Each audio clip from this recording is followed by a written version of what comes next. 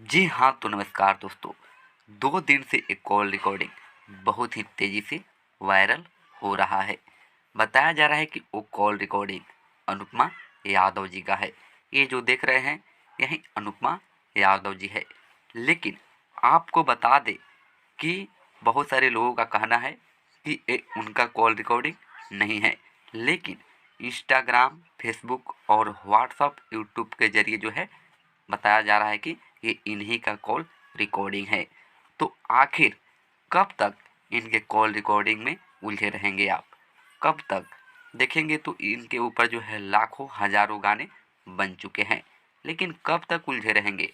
अरे, सब इंडस्ट्री तो भोजपुरी से आगे हो गई, लेकिन आप कब होंगे? कॉल रिकॉर्डिंग ये सब चक्कर छोड़िए और कुछ आप नया करिए। क्योंकि दोस्तों, किसी का भी करियर का सवाल है। ये व्यक्ति जो है अगर आत्महत्या भी कर लेती है तो भोजपुरी इंडस्ट्री पर जो है एक दाग बन जाएगा।